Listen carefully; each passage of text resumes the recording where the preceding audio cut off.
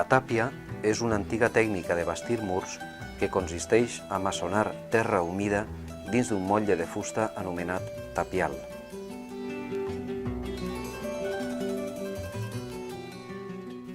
Hi ha diverses classes de tàpia.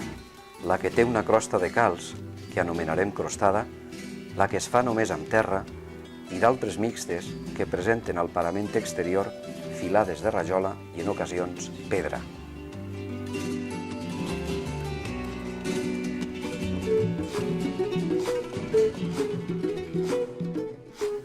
En molts dels nostres pobles, el constructor anònim va fer ús del tapial per aixecar els murs dels seus propis habitatges amb terra maçonada. A hores d'ara resulta, però, difícil identificar les cases fetes amb tapial. La majoria de les mostres que hi ha encara es localitzen sobretot a la comarca d'Esports. En pobles com ara Forcall, la Todolella, Hortells, la Mata i altres, l'arquitectura popular de tàpia es manifesta de manera notòria, malgrat els diversos revestiments de tota mena que oculten les seues verdaderes entranyes constructives. Els murs de tàpia obliguen a la introducció de certs elements constructius i a l'adopció de determinades solucions que no són imprescindibles en altres sistemes edificatoris. Ens referim sobretot al sòcol, sempre de pedra, i a la considerable volada de la coberta. Com és habitual en tota l'arquitectura popular, els murs de façana presenten pocs buits i de reduïdes dimensions. Certament, a les cases de tàpia, les finestres són ben poques i, en general, petites, on sempre predomina l'alçada sobre l'amplària. La llinda és normalment de fusta dura i ben eixuta, col·locada al mateix temps que es realitza el mur i de vegades es manifesta a la façana. Les cantoneres dels edificis se solen reforçar amb la introducció de pedres dins del mur, per tal d'evitar la degradació d'aquests punts febles de l'edificació. Dintre de la senzillesa de formes que presenten les cases de tàpia, cal destacar la indubtable importància que adquireixen els ràfecs. Als pobles dels ports, aquests elements sobreïxen prou de la façana per a protegir els murs de l'aigua de pluja, el principal enemic d'aquesta mena de construccions. El ràfec esdevé així un determinant específic de la tipologia de les cases de tàpia. El més freqüent és el realitzat amb cabirons de fusta sobre els quals descansen els taulers, constituint els anomenats de tisell i els de canyís només unes poques mostres d'interès com a testimoni d'altres èpoques.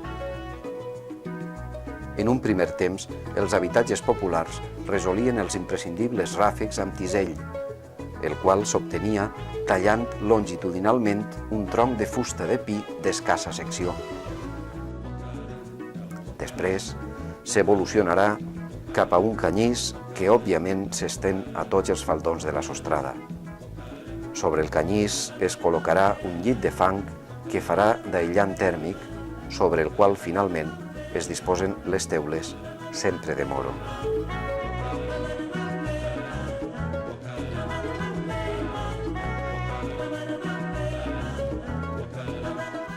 La coberta es resoldrà quasi sempre inclinada a dues vessants o amb un únic faldó.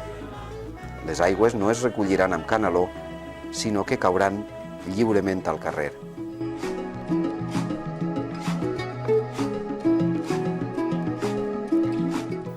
Si el sòcol i el ràfec de la coberta són de gran importància en la construcció dels habitatges de tàpia, realment són els murs els que imprimeixen el verdader caràcter en aquesta mena de bastiments. Els murs solen tenir 45 centímetres de gruix, la mida més generalitzada a les nostres terres, que correspon a 2 pams valencians. Aquests murs hauran de suportar totes les càrregues de l'edificació que li transmeten els forjats i la coberta.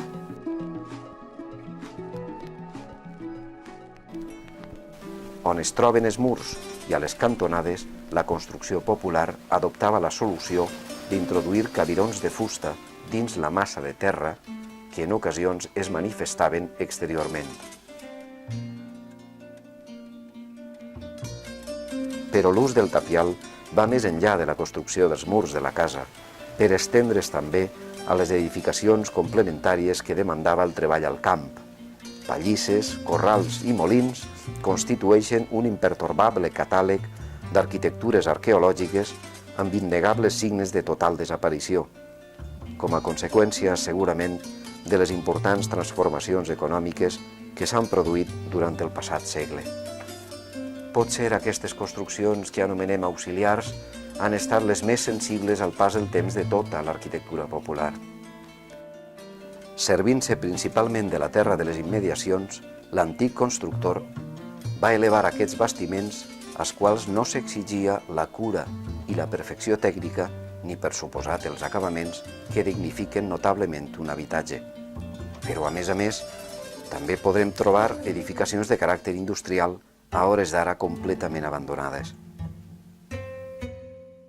Si l'arquitectura popular ha resultat ser la fidel, anònima i silenciosa continuadora de la tavilla àrab de tàpia, també s'han realitzat al llarg dels segles ambicioses construccions que en molts casos exhibien una apreciable factura artística. Malauradament, les contínues guerres al nostre territori, el pas del temps i el menyspreu general han fet que actualment no siguen més que restes de murs en fase de desaparició. Malgrat tot, a Castelló encara podem endevinar una porció d'aquestes arquitectures, sobretot a les restes de castells i recintes defensius que amb millor o pitjor fortuna han arribat fins als nostres dies. En aquest patrimoni monumental defensiu ha estat molt abundant la utilització de la tàpia. D'aquesta manera podem mencionar el castell de Xivert o el castell vell de Castelló, situat al cim de l'elevació on es troba la popular ermita de la Madalena, o el castell de la Vilavella, que va ser un dels més importants durant l'ocupació musulmana.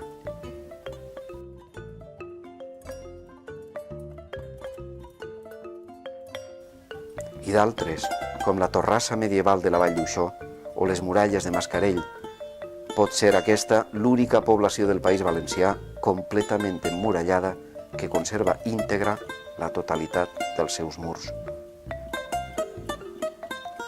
De l'arquitectura monumental civil també hi ha nombrosos exemples a les nostres terres. Mencionarem sols l'edifici conegut com la Casa de les Escaletes, a Forcall, i el convent dels Dominics, notable edificació fundada el 1609 que presenta una enorme estructura murària de tàpia crostada que supera els 14 metres d'alçada. Impressiona pensar que aquestes arquitectures han estat possible gràcies a la sàvia utilització de la terra com a material bàsic. Però com es realitza un mur de tàpia? Quin és el seu procés constructiu?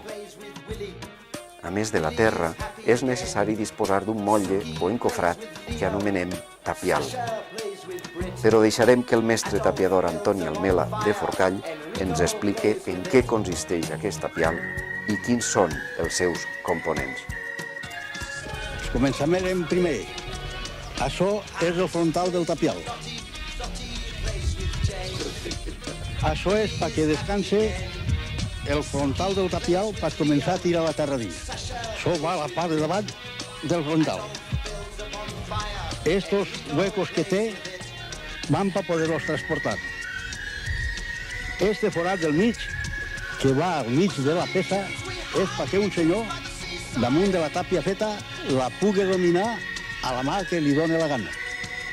Això és el godal, perquè això se posa perquè després queda un forat per poder passar l'agulla.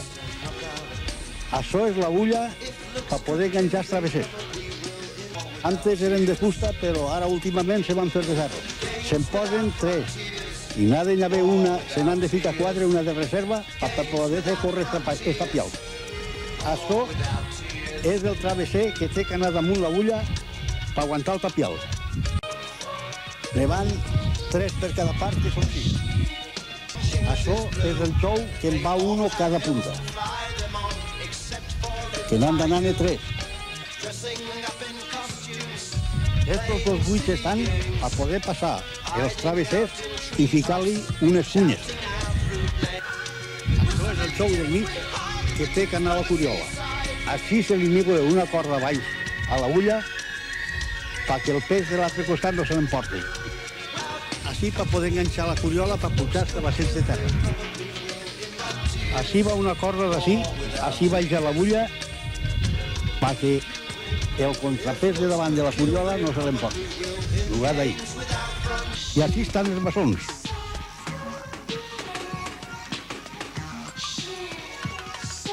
Això és un maçó per poder apretar la terra. Antigament, o anys atrás, se feia així, i ara això ja s'ha perdut. Així han ficat això per començament, preparament de lo que anem a fer. Així han falcat per la primera ulla que va al principi del cap del tapial. Esta és la ulla del mig que s'ha fet una regata perquè cabi dins la ulla. Dos.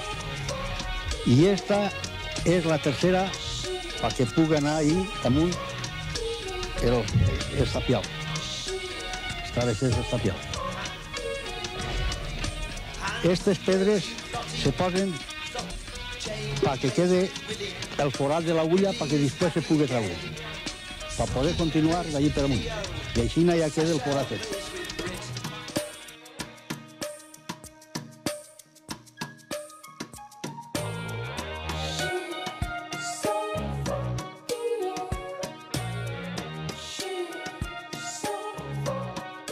La col·locació de les tapieres i el cap o frontal serà simultània i hauran de descansar sobre les agulles. Els travessers encaixaran sobre les agulles gràcies a la mossa del seu extrem inferior. Els jous subjectaran els travessers per la part superior mitjançant tot el conjunt amb la col·locació de les falques.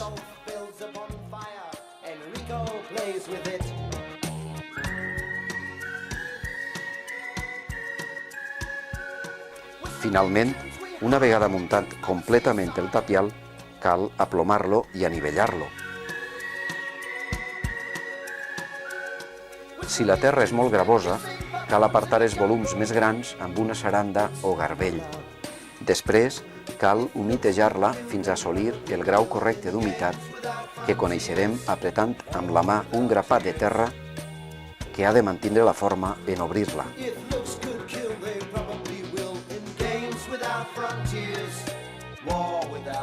Per la crosta de morter necessitarem arena i calç. Una vegada confeccionat el morter, procedirem a estendre'l contra les tapieres fins a una altura d'una tongada de terra.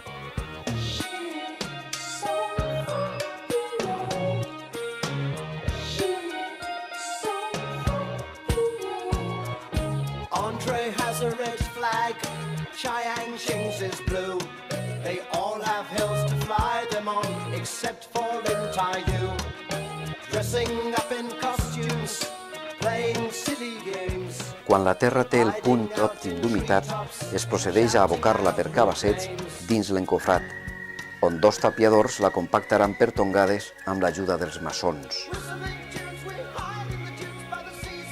L'operació d'estendre la crosta de morter i la compactació es repeteix fins a completar totalment el motlle.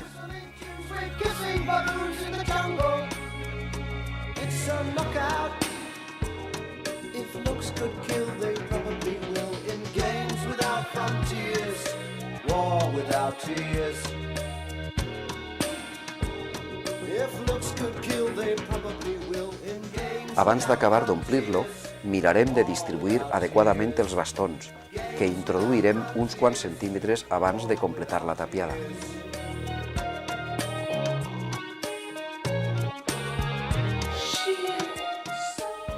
Per atraure'ls amb facilitat, cal empastifar-los amb sabó. Després, els buits que deixaran en llevar-los de la massa de terra ens serviran per a allotjar-hi les agulles de la tapiada superior.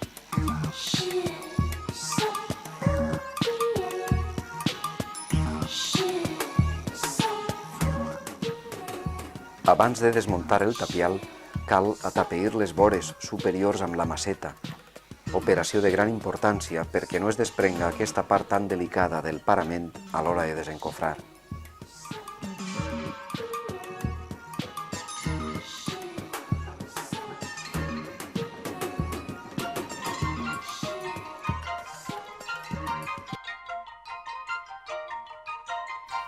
L'execució de murs de tàpia de terra permet que una vegada ple el tapial puga procedir-se immediatament a l'operació del desencofrat. L'ordre del desmuntatge ha de ser, com és lògic, l'invers al del muntatge. Tanmateix, caldrà efectuar-lo amb atenció, sense colps ni sacsejades, tot i que és convenient ajudar-se d'uns suaus colps al cantell de la tapiera en la direcció horitzontal paral·lela al parament, en previsió de la possible adherència del morter a la fusta.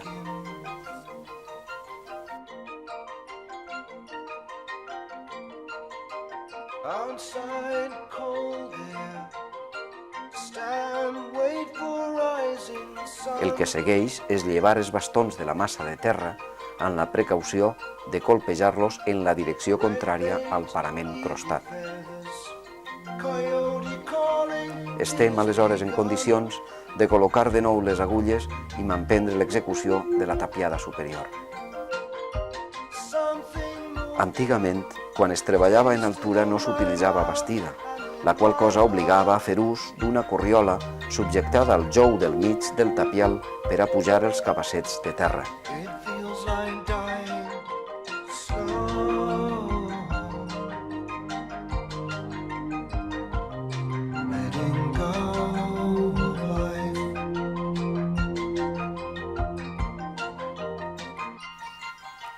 Finalitzem ací aquest breu itinerari per les arquitectures de tàpia a les nostres terres, però ens cal fer un sincer esforç per tal de recuperar aquesta vella tècnica constructiva i evitar la seva desaparició en la més profunda de les absències. Quando a domenica fanno tio, capelli nevo vestio, a madama, testo, bellin che festa, ti te apreva processione, Terezinha do Terezum, ti da minha figé do dial, cabelinho da low. Esto luciate che scende tetin, che fa musciato anche ci peggi, mamma da me parla che veggio na casin. Sta dentro in casa di te, ci fuggi che tandere, che dicono quello che non prendi, deseja sabor dell'inedì. A Chamberlain, sui sabelin, a fugge che c'è del chacanus, incainamos da terza mano, e in punta gelo che mostrano lo gelo. A Chamberlain, sui sabelin, a fugge che c'è del chacanus, incainamos da terza mano, e in punta gelo che mostrano lo gelo.